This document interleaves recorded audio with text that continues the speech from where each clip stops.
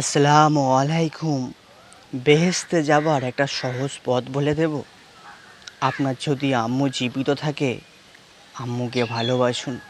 যে মা 10 মাস 10 দিন গর্ভে ধারণ করে আপনাকে খেয়ে না খেয়ে আজকে এত বড় করে তুলেছে, সেই মাকে ভালোবাসুন। সেই মাকে যদি ভালোবাসতে পারেন, দুনিয়াটা হবে আপনার জন্য বেহেশত এবং আখেরাত আল্লাহ পাক আপনার জন্য সাজিয়ে রেখেছে। আর যাদের মা হারিয়ে গেছে, কষ্ট পাওয়ার কারণ নেই, কারণ আল্লাহ পাকের ডাক আসলে চলে তো যাবেই। যদি আপনার খালামা থাকে, আপনার খালামাকে ভালোবাসুন ঠিক মায়ের মতো করে। দেখবেন আল্লাহ পাক আপনার জন্য বেস্টটাকে সাজিয়ে রেখেছে। আমাদের ছোট থেকে আব্বু আম্মু একটু একটু একটু করে আজকে এত বড় করে তুলেছে। যতদিন দুনিয়ার বুকে আব্বু আম্মু বেঁচে থাকবে, ততদিন আমরা উজাড় করে ওনাদের জন্য ভরিয়ে দেব। ওনারা কী পেলে খুশি হয় সেটা আমরা চেষ্টা করব। কারণ আল্লাহ পাক বান্দাদের উপরে সবসময় রহমত রেখেছে। যদি আমরা আব্বু আম্মুকে ভালোবাসতে পারি, আব্বু আম্মুর গায়ের পশম থেকে দোয়া বার হয়। আল্লাহর কাছে দোয়া চাইতে লাগে না, গায়ের পশম থেকে দোয়া বার হয় সন্তানদের জন্য।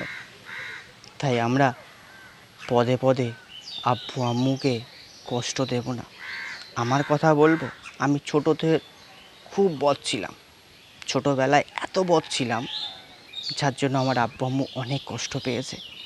আমি এখন বারবার বলি আব্বু আম্মুকে যে আমি ছোটো থেকে অনেক কষ্ট দিয়েছি আপনাদেরকে, আল্লাহর রাস্তায় আমাকে ক্ষমা করে দেবেন। ঠিক একইভাবে আপনারাও আপনার আব্বু আম্মুর কাছে এইভাবে ক্ষমা চাইবেন। দেখবেন ওনাদের মনটা নরম হয়ে যাবে এবং আল্লাহ পাকের রহমত বর্ষণ হবে আপনাদের। ওনাদের গায়ের পশম থেকে আপনাদের জন্য দোয়া বার হবে ইনশাআল্লাহ।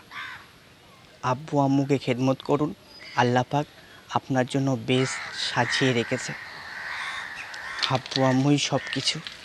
যারা মাকে হারিয়েছে, যারা আব্বুকে হারিয়েছে, একমাত্র আব্বু আম্মুর হারানোর কষ্ট যন্ত্রণা একমাত্র তারাই জানে। ভিডিওগুলো হয়তো অনেক ব্যক্তি দেখছে যাদের আব্বু আম্মু হারিয়ে গেছে। আল্লাহর ডাক আসলে সবাইকে চলেই যেতে হবে, আগে আর পরে।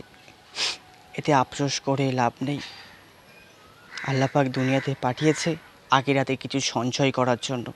আমাদের সঞ্চয় করে নিয়ে চলে যেতে হবে আখিরাতের পথে। মালাকুল মউত আমাদের কাছে 5 বার করে আসে। কখন আমাদের মৃত্যু হয়ে যাবে আমরা নিজেরাও জানি না।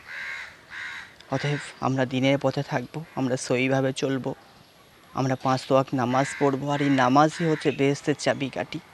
যেমন আম্মুকে আমরা যদি সেইভাবে ভালোবাসতে পারি, আগলে রাখতে পারি, যদি আমরা কষ্ট না দিই, আল্লাহ পাক যেমন আমাদের জন্য বেহেশতটা সাজিয়ে রেখেছে, ঠিক একই রূপ আল্লাহ পাক আমাদের জন্য একটা নিয়ামত দিয়েছে। এই 5 ওয়াক্ত নামাজ, 5 ওয়াক্ত নামাজের ভিতরে আমাদের বেহেশতটা সাজিয়ে রেখেছে। তা আমরা 5 ওয়াক্ত নামাজ পড়বো, সহিভাবে চলবো, দিনে পরে থাকবো এবং হালাল রুজি ইনকাম করবো ইনশাআল্লাহ। সবাই ভালো থাকবেন, সুস্থ থাকবেন, নিজের খেয়াল রাখবেন, নিজের ফ্যামিলি খেয়াল রাখবেন।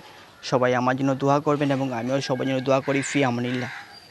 ভিডিওটি ইসলামের প্রচারে শেয়ার করবেন। আসসালামু আলাইকুম। খোদা হাফেজ।